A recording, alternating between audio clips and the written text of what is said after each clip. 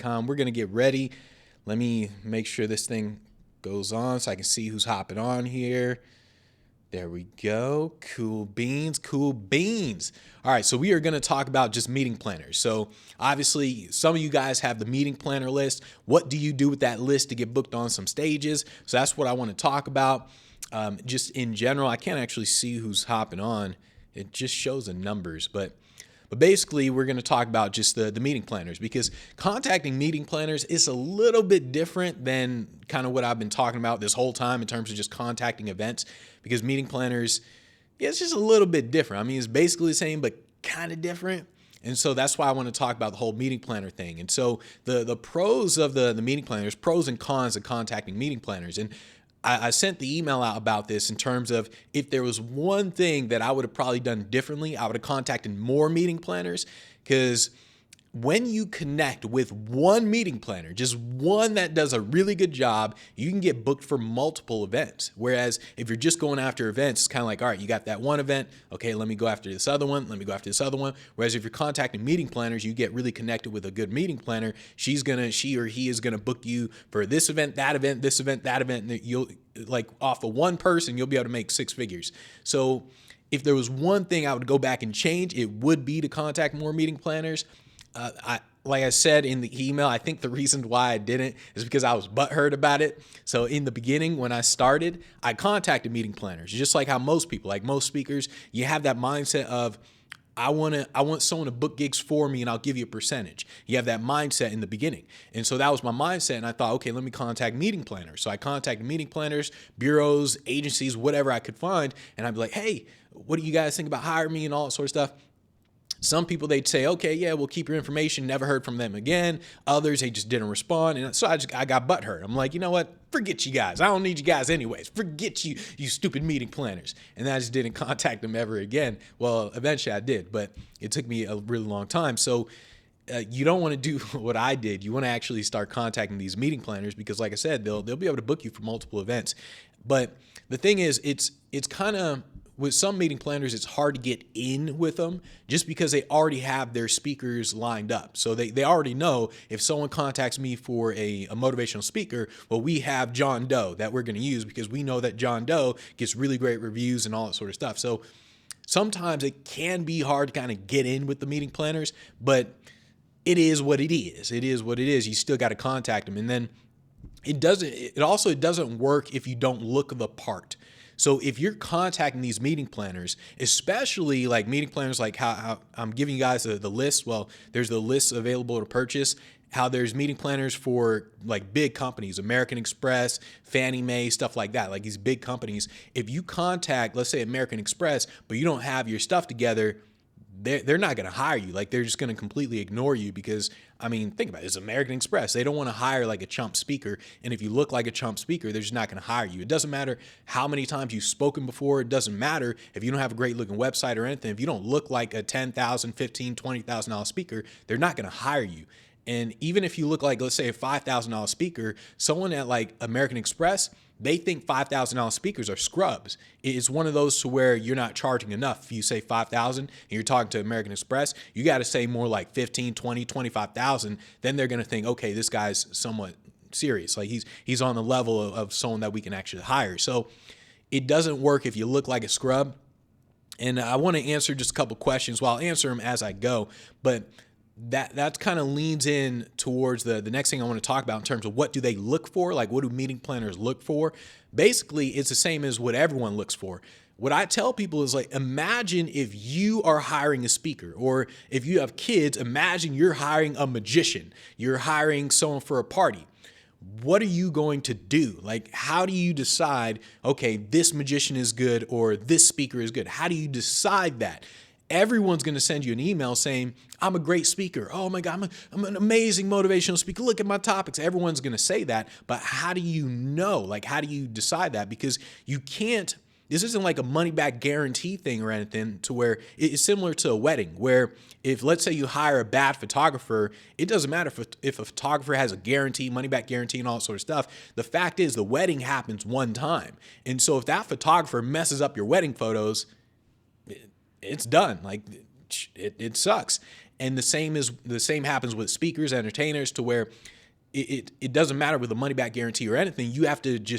They have to just look at you and just say, oh, we know that person's good. So if you want to actually get hired, then you have to start there. That's why I keep talking about websites, your brand, and all that sort of stuff. You got to make sure that your website is good, your videos, pictures. Make sure your whole brand is just looking top notch, because people judge you. It's that simple. If you don't look like a $10,000 speaker, you're not going to get paid $10,000. If you don't look like a $25,000 speaker, you're not going to get paid $25,000. So it starts there. After you get that, then you can start working with actually contacting these meeting planners.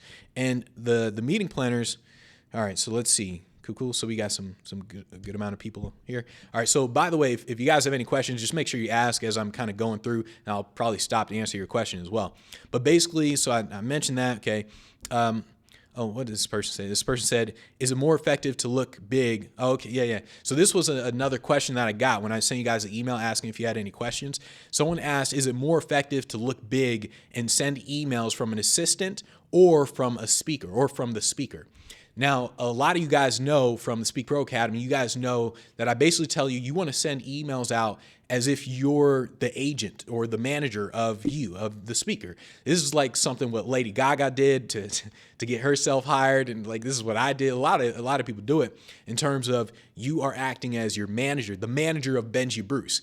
And the reason that works is because your perceived value just increases in terms of, oh, wow, he is a manager. And there's a lot of things that you can do when you're emailing back and forth if the manager is talking for you versus you are talking for yourself.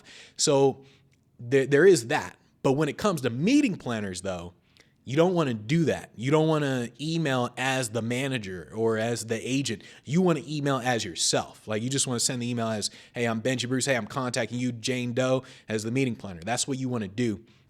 Because this is one of those things where it's kind of like you're pulling back the curtains of the events, of the speaking and all this, like the behind the scenes, like, hey, we're on the same side. And so you want to create that feeling type of thing.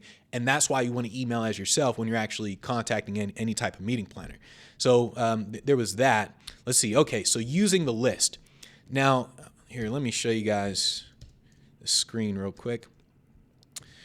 These are the email templates. Oh, someone mentioned that there weren't like email templates for the meeting planners. There actually is, there are a couple meeting planners. It's basically over here. Just saw that. But okay, so let's look at this list. I just did it so you guys can actually see all the contact information. But how do you actually, let's say, use a list like this to contact the meeting planners? You'll notice that there's first name, last name, email, phone number, and then here's like the organization, right? Or the company. Okay, so the reason why I did it this way, where I didn't like give you guys more details in terms of notes and notes and websites and all that sort of stuff, is because I don't want people to get lazy. Like, when you contact meeting planners, the death of you contacting a meeting planner is you having a list of like this list of, what is it, the C's? Let's see how many are in the C's. I think there's 340 names in the C's of these meeting planners. If you were to take all these names or all these emails and you were to send out like an email blast to all of them at once, you're going to get horrible results. And you don't want to send an email blast out to meeting planners. Once again, you're pulling back the curtains when you're talking to meeting planners. This is one of those like one-on-one conversations that you want to have with them. So the reason why I did this is because I don't want people to get lazy. I want you to actually Google all of these people. Well, or as many as you want to essentially talk to. So you can go through, you can like look, you can kind of just pick one, like here's Zendesk or something. Like, let's say like the Bees or something like that. You can just look and just like pick one. So let's see. So here, the meeting planner at Wells Fargo. So I would look her up. Like, you would type in Jennifer and then her last name. You would look her up and type in Wells Fargo. Look her up on Instagram. Look her up on Facebook, LinkedIn, whatever. Look her up. That way you kind of get a feel. You put some notes into your CRM about her, and then you contact her. You want to go slow when it comes to contacting meeting planners. You don't want to send out this huge email blast. So what do you say? What type of meetings do these planners book? Large company, worldwide. These are, if you're talking about the meeting planners on the list that I ask you guys, or that you guys can purchase. These are big time meeting planners. You got to remember that the lowest fee that I ever charged at a certain point was $10,000. So I was only looking to talk to meeting planners like the Wells Fargo person. So like, let's see. Yeah. So like here, see the meeting planner at Wells Fargo. Wells Fargo, they can hire you for $20,000 gigs, $30,000, $100,000 gigs. So it's stuff like that. These people, they're big time meeting planners, and that's why you want to slow down. It's like here, the event coordinator at Pfizer. Hey, maybe you can get a free vaccine with Pfizer. Tell them, hey, I'll speak at your company. Give me some free vaccine. Well, I guess all the vaccines are free anyways. But these are big time meeting planners. So these meeting planners, they're used to talking with speakers who can be anywhere from $10,000 up to like Tony Robbins, like $1 million. I'm assuming he charges like $1 million. But that's the reason why you want to slow down when you talk to these meeting planners. Don't send an email blast out to these people. You want to like actually talk to them. Do research. Think for yourself, by the way. That's what you really want to do when it comes to these meeting planners. So let's see. Were there any other questions? So you purchased Terrence T. Manoy. You purchased the bees. Is this how it works? You purchase by the letter. Yeah. So I'm still debating. I don't think I'm going to reveal all of these meeting planners. That's why I'm doing it like letter by letter. I'm not going to reveal all of it because A's, B's, and C's, there's over 1,000 meeting planners that I have. And so that's plenty for a lot of people, just the A, B's, and C's. So I don't know if I'm going to release all the letters, but let's get back to this. So basically finding event planners. Let's say you don't want to purchase the list. Cool. You don't feel like purchasing, whatever. What you can do to find the meeting planners, there's a couple things you can do. You can go to LinkedIn, you can go to Facebook, Twitter. I found that these are the best to find meeting planners. When you're finding events, Google is the best in terms of finding events. You can go to Google, type in award banquet, boom, there's all these award banquets that pop up.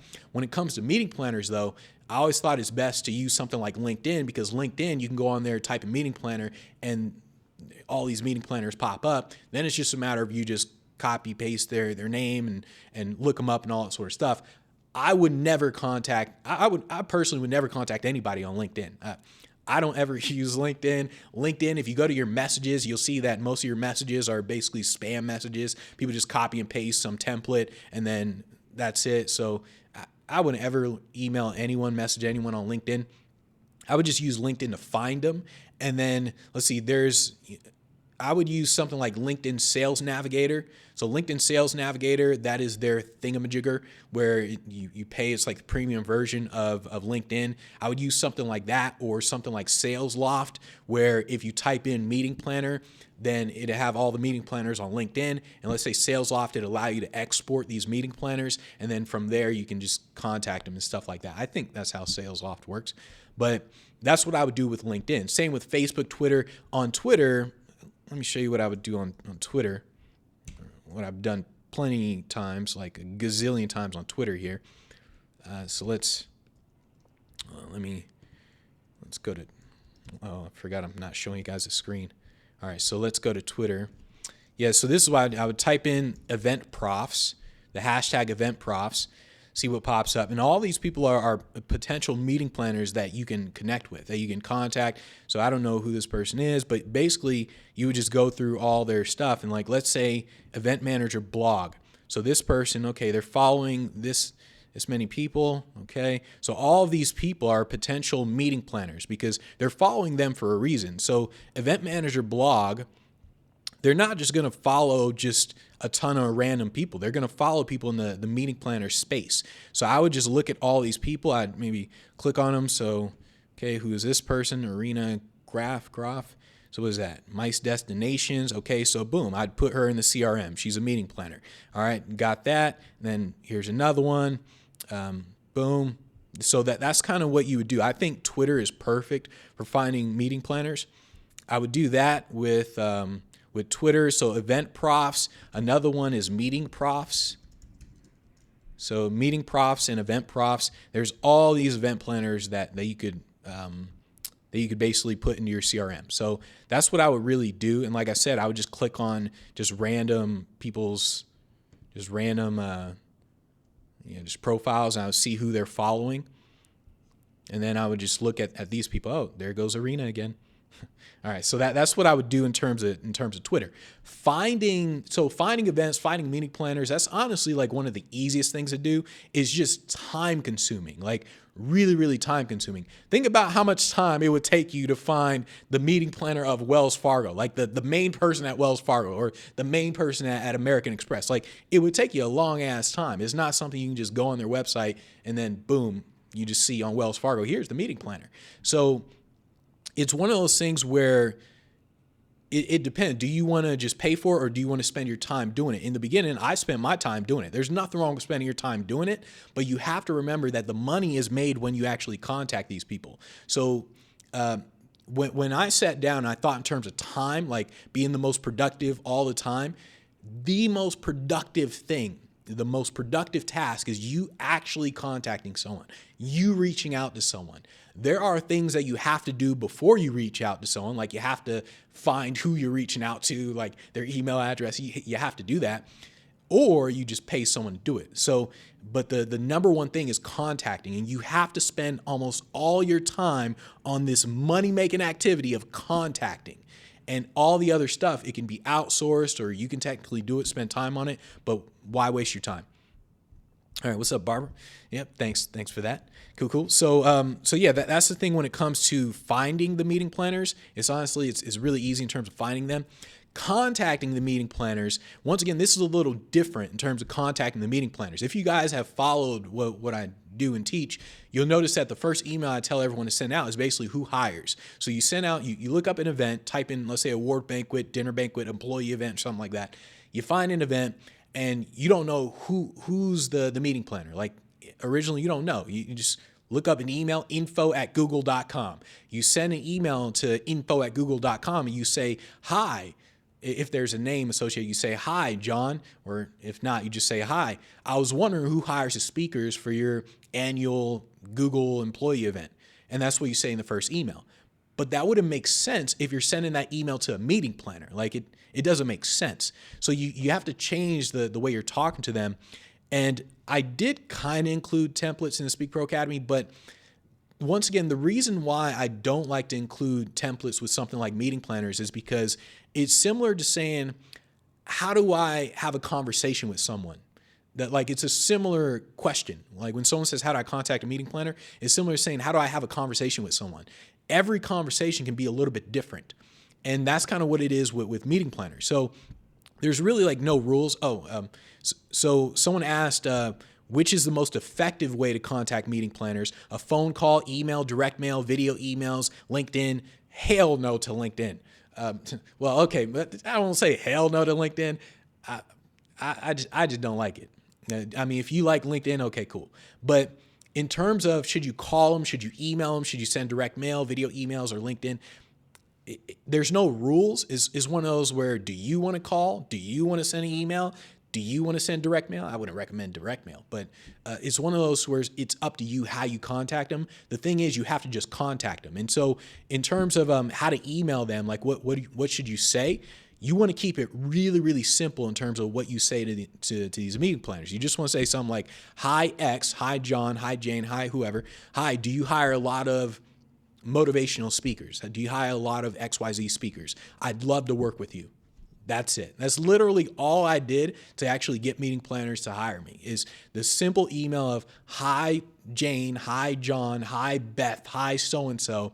It's like, do you hire a lot of motivational speakers? I'd love to work with you. And in the email signature, it would just have my name, and then it would just have the website, like the name, like motivational speaker, and then the website. That's it. A lot of people have these big email signatures with the pictures and their signature and all that. I think it's a little too much, and it can actually cause your emails to go to spam because spam, especially at companies, they can detect these signatures and then just sends it into spam like automatically. Whereas if it's just text, then you're less likely to get thrown into spam. So when it comes to the emails, all I literally did, I said, hi, Jane, do you hire a lot of motivational speakers? I'd love to work with you. And the reason why you want to say a lot of, so notice I say, do you hire a lot of motivational speakers? I use the word a lot of because at first I said, hi, X, do you hire motivational speakers? I'd love to work with you. And it was cool, but it's stupid. It's a really stupid question. When you say hi meeting planner, do you hire a lot of motivational speakers? The answer to something like that is duh. Like, of course we do. Freaking motivational speakers are the number one speakers that we hire. It's a really stupid question. So if you want to take a stupid question and turn it into a better question, I did that by putting a lot of, because I know they hire motivational speakers. So I'm saying, do you hire a lot of motivational speakers? And this is like one of those ego things as well. If they're like a lower type of meeting planner with a big ego, to where, like, let's say they don't hire people like Tony Robbins or whatever, they just got like a small meeting planner business. A lot of these people, they have big egos. So these people, they'll ask you for everything. Send me a video, send me a bio, send me a 1 sheet, send me a 2 sheet, So a lot of those people have big egos. So I was playing to their ego by saying, do you hire a lot of motivational speakers? Obviously, they're going to say, yes, of course we do. Of course we hire a ton of people. I get a lot of business, of course. So I was playing to their ego by writing stuff like that. So that's what I would do. And then the other part is you can test between, hey, do you hire a lot of motivational speakers, or whatever speaker you are? Like, do you hire a lot of leadership speakers or whatever? So you test that and you add on to it with, I'm a motivational speaker, and you can see my videos here on the website, www.website.com. I've worked with companies like Aflac, AAA, American Express, and you can list a few companies. And then at the end, you say, I'd love to work with you. So you can change it like that. You can say, hi, meeting planner. Do you hire a lot of motivational speakers? I'm asking because I'm a motivational speaker, and you can see my videos here at the website, www.website.com. I've worked with companies like American Express, Apple, Microsoft, Dell. I'd love to work with you. And so you can test those different ones. And when you're doing that, the reason why I tend to list companies like that is because it's social proof. It's saying like, look, American Express hired me, Aflac hired me, Hilton hired me, Remax hired me. So it's one of those to where it's telling the meeting planner I'm good. Like that's what it's telling the meeting planner. You're saying I'm good without actually saying it. And that's what social proof is. Social proof is basically like, I'm the bomb diggity, I'm the bomb. And you know what I'm saying. So that's what social proof does. That's why I would always list those companies. So that was like the main email I was sent to these meeting planners. And then what is this other one? I said, the other one was hi meeting planner. Do you have a lot of events where you need motivational speakers? So that was like the other email that I would send out. It's like, hi Jane, hi John, whatever. Hi Jane, do you have a lot of events where you need motivational speakers? I mean, it's basically the same thing. It's similar, but it's said in a different way.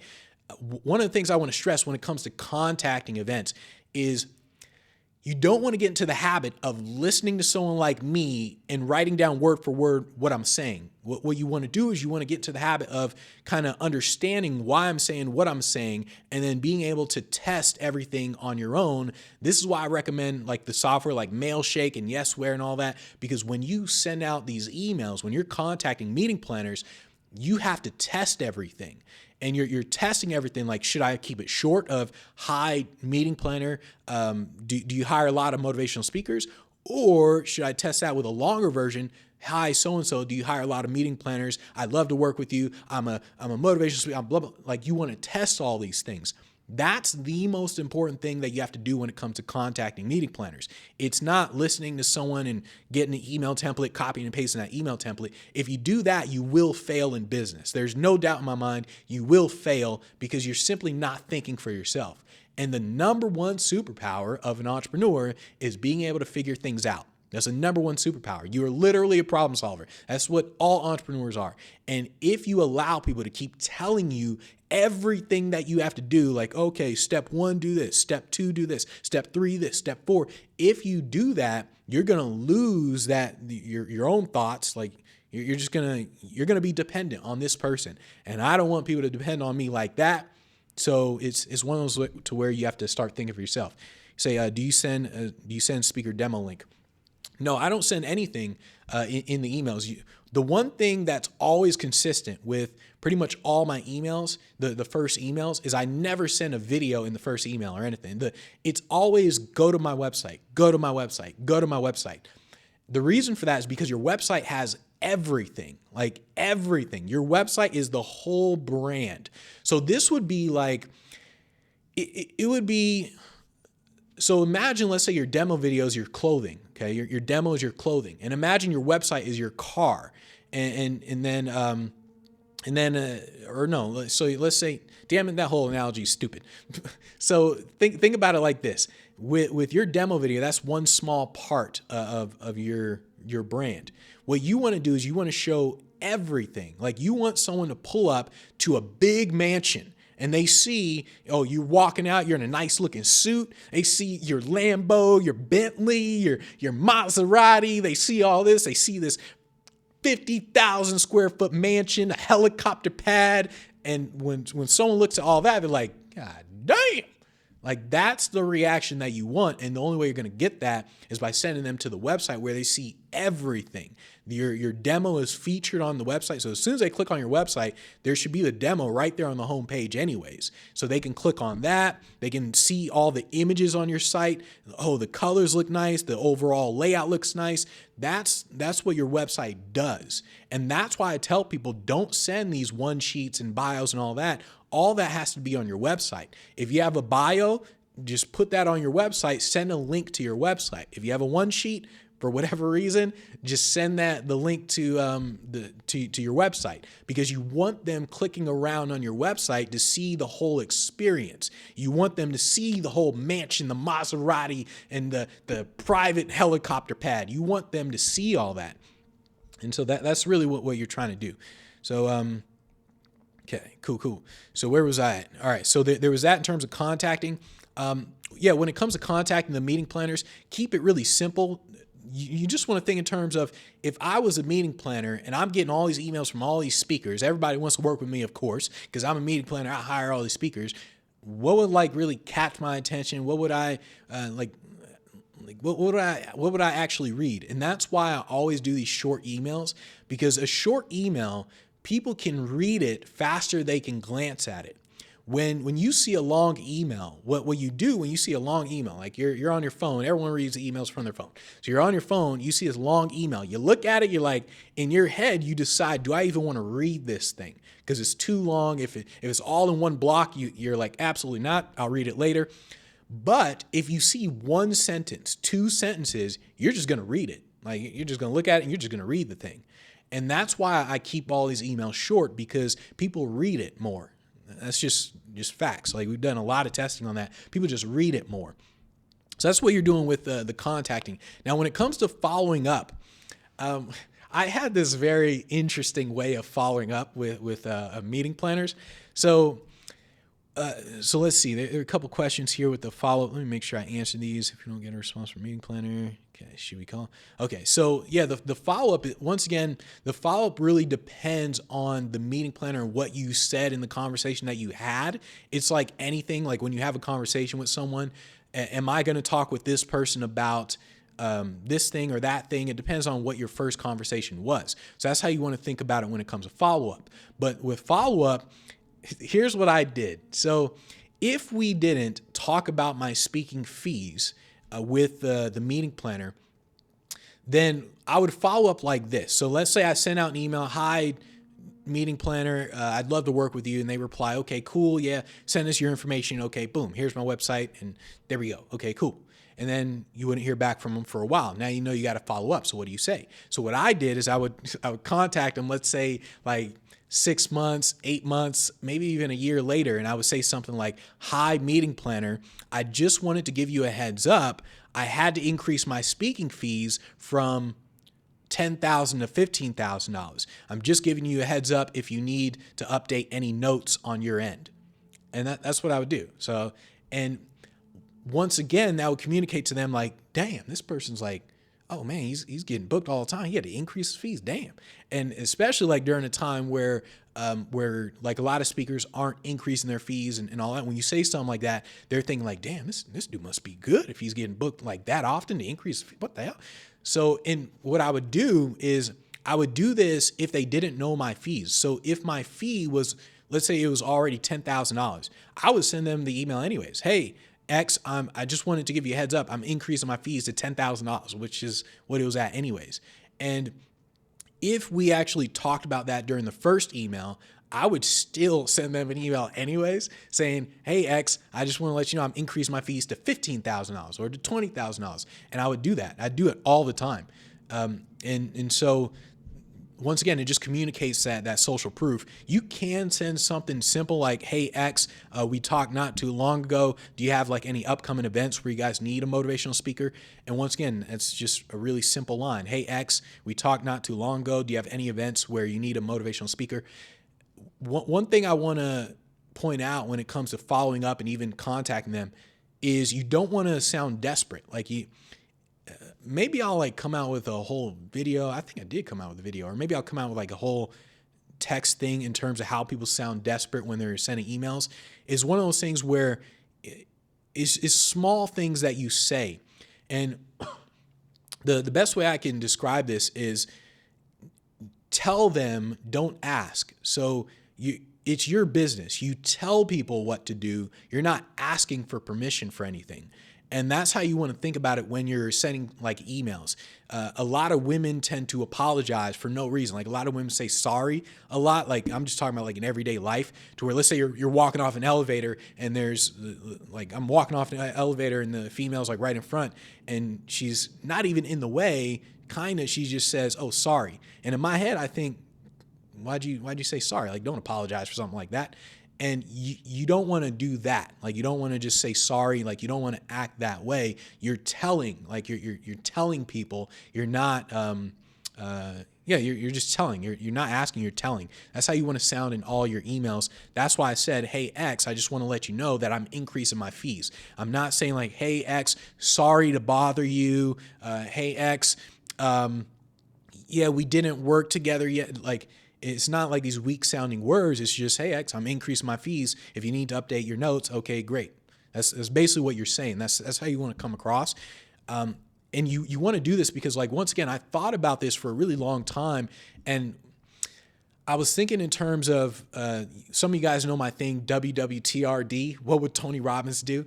And this honestly helped me sound way more in demand than what I was. And it wasn't until I started doing that allowed me to charge a lot more. Like I didn't get my first like $25,000 gig until I started talking that way. And it's just a pure perception thing. And that's why you want to do it. It's going to allow you to get more gigs and charge a lot more for the gigs. Now, the other thing that you can do with the follow-up and what you can do is you can simply just add these people on Instagram or Facebook. I would probably recommend Instagram. You add them Instagram or maybe in Twitter. You just comment on their pictures. Like you just double tap, like their picture, comment on it every now and again, look at their story. And you're doing this throughout a long period of time. So you're doing this for like a whole year straight. So you're just doing it like just throughout a long time. You're not really, let's say I contact a meeting planner today and I'm like, hey, yeah, do you want to hire me? Okay, cool. I'm a motivational speaker. Okay, cool. Yeah, I'll save your stuff. All right, cool. Boom. And then that's the end of that. I can now add them on Instagram and then whatever they post, I'll just like it every now and again. Now, I'm not going to like every picture because then you're going to come across as that desperate speaker who's like stalking these meeting planners who really wants to gig. So I'm not going to like every picture. I'm not going to comment on every picture. I'm going to comment and like enough just to be noticed. And so a year from now, when I send them an email on something, they're going to remember me because I've been commenting and liking on their pictures and looking at their stories and all that sort of stuff. So people pay attention to that. And that's what I would do nowadays in terms of social media follow-up. Now, when it comes to getting them to recommend you for like a gig, this is one of the hardest things because, like I said, in the beginning, they already have a certain set of speakers that they work with. Like if someone comes to them saying, hey, we need a motivational speaker, they know we have A, B, and Z speakers. A, B, and Z.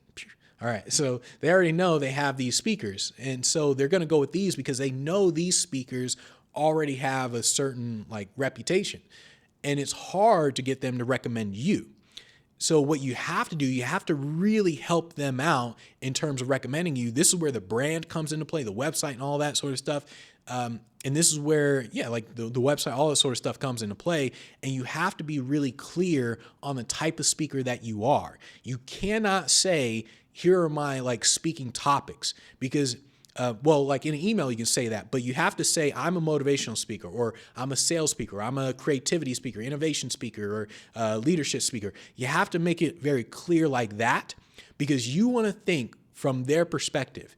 Remember this, there's an event, there's a company that's coming to this meeting planner, and the company says, hey, we want a motivational speaker. We want a sales speaker. We want a innovation speaker. That's what they're saying. They're not saying we want a speaker who talks about being sharp and staying sharp amongst political allies. Like, they're not saying that. They're just saying, hey, we want a motivational speaker for our event. And that's how you want to tell the meeting planner in terms of recommending you, hey, if anyone ever says that they're looking for a very unique motivational speaker that has a lot of entertainment value, then I'm your guy. I'm the person that you want to talk to. If anyone says they're looking for a leadership speaker who's been in the military, I'm your guy. If you can add on to that just a little bit, like I'm a leadership speaker that's been in the military, that's how you're really going to kind of distinguish yourself.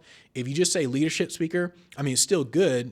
It's better than like not saying anything. But if you can add on to it in some sort of way, the USP, that the differentiator with you specifically, then you're going to get hired more often. That's why when I talk with these meeting planners, I would always say, like, yeah, if someone needs a motivational speaker, but they're looking for like a very entertaining motivational speaker, I can combine like the mentalism and just make it really entertaining for them as well. So I would add that on. That's how you kind of get them to really recommend you. I want to point this out. Don't let them keep your money. Like, never let a meeting planner, bureau, anyone keep your money. If they say, hi, so-and-so, I've got an event for you. Apple wants to hire you. They're doing this event. They want to hire you. What are you going to charge them? And you say, okay, it's going to be $25,000. They say, okay, cool. And then you're talking, you're getting all this sort of stuff. And then the meeting planner says, okay, we're going to give you the money after the event, or something like that, after you're done with the event. From the meeting planner, from the perspective, it makes sense, because they don't want you just to not show up. Like, oh, they pay you and you just don't show up for some reason, and now there's this problem with the money. So they want to hold the money, but never let anyone hold the money. Absolutely never, ever, ever, ever let anyone hold the money. Walk away. Like, if a meeting planner, anyone, a bureau, anyone says, we're not going to give you this deposit, the 50% deposit, we're going to give it to you after, just say, thanks, but no thanks. Take care. That's literally what you want to do. Otherwise, you're going to put yourself in a really bad position. And the only time you'd probably want to do this is if for some reason, like, you know the meeting planner and you know, hey, they're legit or something like that. But even then, you got to remember, this is your business. You run a business to where you have to get 50% up front. It's like any business. Like, you have to, there's certain rules that you will not break. And this is one of those rules that I tell speakers, do not break this ever. And this almost happened to me, like with a gig in Finland, to where they went to, the event went to some meeting planner or some bureau. It was a bureau that I contacted a while ago. And then the bureau came to me and then they said, okay, what do you charge? We're going through all this stuff. I'm like, okay, cool. And it was like turned out to be like 30 grand for stuff. And they said, okay, what did they say? Like, we'll pay you. Basically, they said they're going to pay me afterwards. I said, no. Yeah, I was like, no. That's basically what I said. Absolutely not. And at first, I think they were kind of like, well, that's just how we work. In fact, that's what they said. Like, well, that's how we work. We never give the speakers like the money up front, because, I mean, what if you don't show up or whatever? I said, okay, that's fine, but this is how I work. I'm like, I simply do not do any events until I get 50% deposit. So if we can't do this, then take care. And I was excited about the gig too. I wanted to go to Finland. Well, eventually I got the gig. They did book me, but I would have walked away from that $30,000. I would have walked away easily, just because I need that 50% deposit. So you don't let anyone keep your money. Now, after the event, so let's say the meeting planner eventually hired you.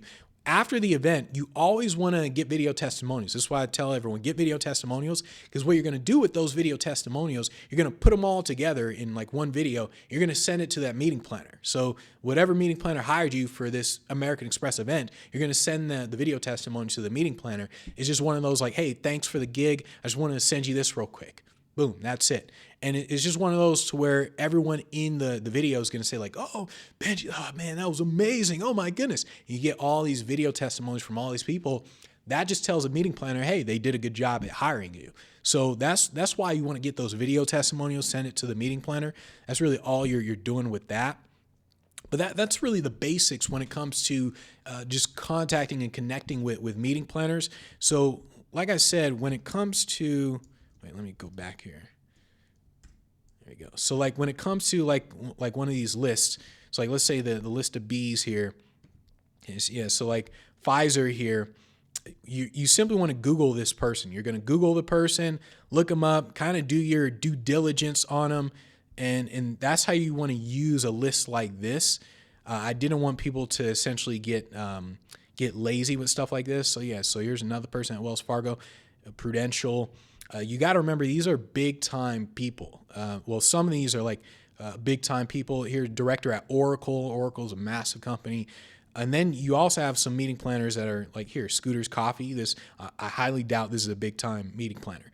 So this is why you want to essentially, you want to do your own research, and then you're going to contact the person at Oracle, make sure you got all your stuff together, and then the person at the Scooter's Coffee, that's one of those where you could possibly just send them a message on Instagram or something like, hey, stuff like that. So with each meeting planner, you want to research them just a little bit.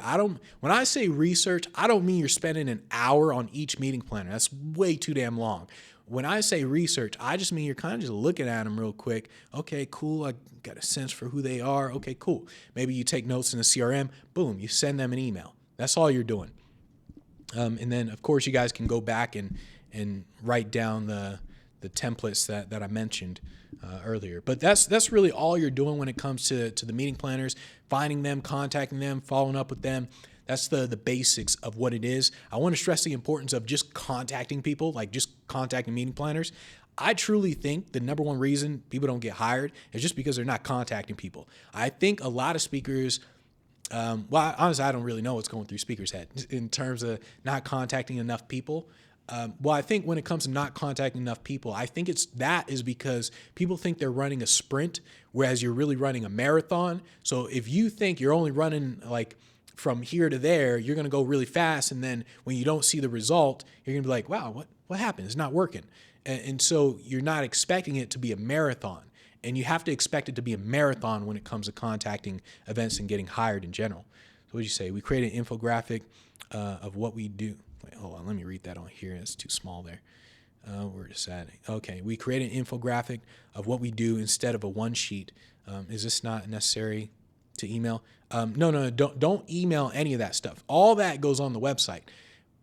You definitely don't want to attach anything to the emails, because especially at companies, like if you're emailing like Oracle, the Oracle company, then your email is going to get thrown in spam really quick, just because with all the cybersecurity stuff and everybody getting hacked and all that, ransomware is like really apparent at all these companies now. All these attachments is going to flag your email. It's going to go to spam. So you can have that infographic. I think that's actually a great idea for what you do, Steve. You guys can have the infographic, but something like that would just go on the website. And that's kind of what you do. And then you just maybe include the link to on your website. But once again, do not attach the stuff to emails. So you said, correct. You have to know who you are. Yep. Or they have to know who you are. Yep. Cool. Any other final questions before we are done for the day? Let's see. Let me make sure I didn't miss anything. Okay. Cool. We got that. So like I said, when it comes to just contacting meeting planners and using like this list or just any list, whether you find them yourself, you just got to make sure you're doing a little bit of research, not like an hour's worth of research, just like a few minutes. Just look at them, put some notes in your CRM, and then from there you just hit them up. Just like if you're going to email anybody, like if someone who doesn't know me, all they have to do, they just go to the website, speakinglifestyle.com, or maybe type in Benji Bruce into Google. They can see this stuff. From there, they can look at anything. They can say, like, they can easily see purple. Like, that's the number one thing that everyone's going to know is purple. So if someone were to see that and they sent me an email like, oh, I love the fact that you wear purple all the time, then instantly I know, okay, this person didn't send me a copy and paste email template. They actually looked me up somewhat. And so instantly I know that this is just a legit email and I'm going to read this email. Whereas, let me maybe open an email. I usually delete all these. Okay, here's another one. I like delete spam emails and stuff. Okay, so in fact, speaking of emails, so I just got this email in. Or wait, no, that's not a good one. Let's see. Dang it, I'd pretty much like delete any of the spam emails. But yeah, I mean, like the spam emails are really easy to see with stuff, but that's kind of what it is you're doing when you're contacting them. All right, so lots of golden nuggets. Yep, no problem. All right, thanks for your time. Cool. You say, do these meeting planners plan sales meetings? Yeah, I mean, when you say these meeting planners, do you mean the meeting planners that I'm selling, like the lists that I sell, or do you just mean meeting planners in general? Like the lists that I sell, once again, let me show you. These are meeting planners of big companies. Like these are just meeting planners at all kinds of companies, like here, IMAX. So all these companies, they hire all kinds of speakers. So yeah, yeah, I mean, they like Chick-fil-A here. See the person at Chick-fil-A's here. This is on the B's. So Chick-fil-A. So Chick-fil-A, of course, they hire like sales speakers and stuff like that. Or Yahoo. Yahoo, dang, is Yahoo still in business? But like all these companies, it's like they hire all kinds of speakers. It just depends. Like Yahoo, of course, is going to hire a sales speaker. But let's see, where was the other one, the coffee one? Yeah, here, Scooter's Coffee. I highly doubt they're going to hire a sales speaker. So all of these meeting planners, like once again, these are just meeting planners that I know, or meeting planners that I've built up throughout the years of me doing this. That's why I have like a massive list. And a lot of them I didn't actually contact myself just because I eventually started doing other stuff, didn't need them, but I built up the list. So yeah, these meeting planners, it's one of those things to where you're just going to contact them. You're going to ask. That's what you do with all events. You ask like, hey, do you guys hire sales speakers? That's what you do. And then you just find out. All right, cool. Chick-fil-A. And I swear Chick-fil-A, they have the best drive-through ever. I don't even actually go to Chick-fil-A, but it's like just seeing their drive-through, like it's amazing at how they get through that line so fast. All right, so yeah, like you got to remember that when it comes to meeting planners and events in general, what you're doing is you're thinking about how you fit in to what they're selling. That's what you're doing. So whenever you want to look at something, you're looking at an event. Let's say I see an event a perfect event, an event that's going on right now is Traffic and Conversion Summit in San Diego.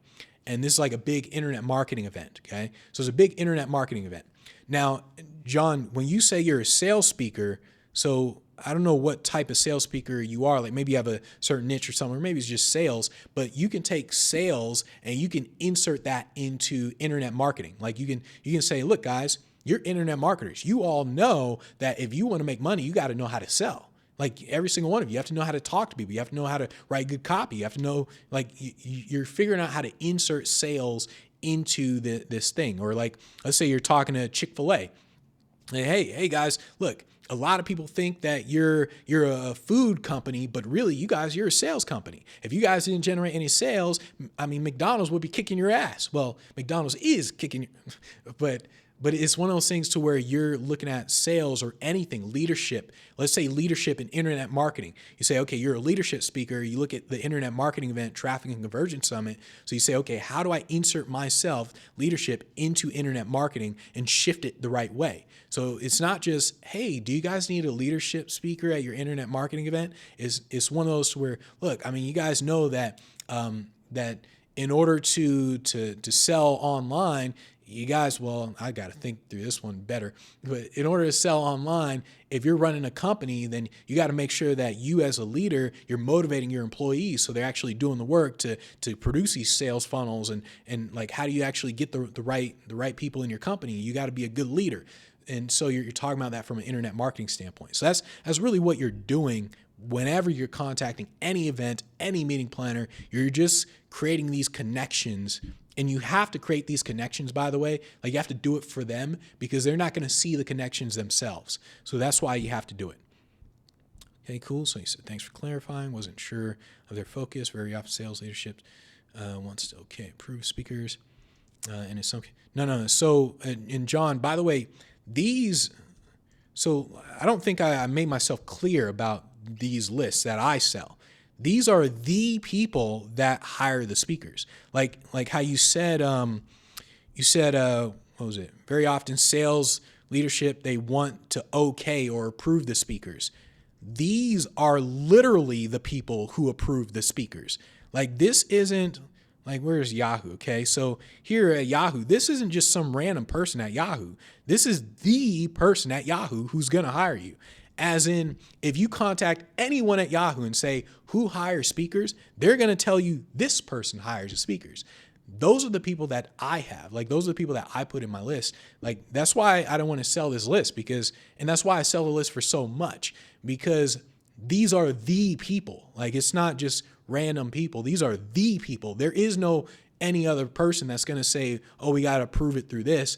The only other person who could trump these people are the CEOs. Like, that's the only person. But in that case, the CEOs, they don't bother with that sort of stuff. The CEOs, they delegate for a reason. It's like, no, you're the event person.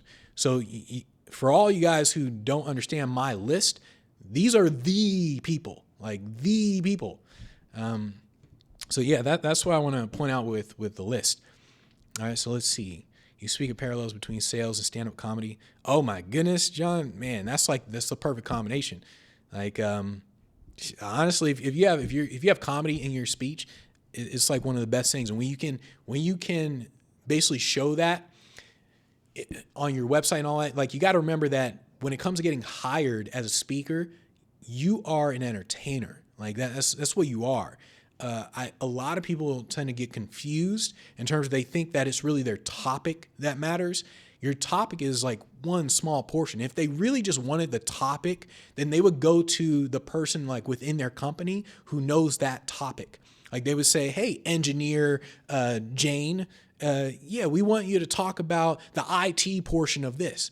There's a reason why they don't have these boring people talk about these topics, is because they're boring. Whereas someone like you're a sales speaker with comedy, then you come in, you're like, look, I'm not just going to talk about cold calling. I'm going to make you guys laugh at the same time, because they're hiring for the experience. And that's how you want to think of everything. The actual thing that you talk about is just one small portion of it. So that's how you really want to think about all this stuff. All right. Cool. So I think we are good to go, unless there's any final questions. If there's any final questions, I'll wait a few seconds. Let's see if there was anything else I wanted to mention, talk about. No, those were the main things I wanted to talk about. Should get everyone going. Let's see. Yep. Yeah, and man, I feel like I'm forgetting something, but yeah, no, I think that's pretty much it. All right, cool. So we are good to go. Let me see. Wait a few seconds. All right. Thanks, everybody, for showing up, and I will see you guys next time. Adios, everyone. Toodles.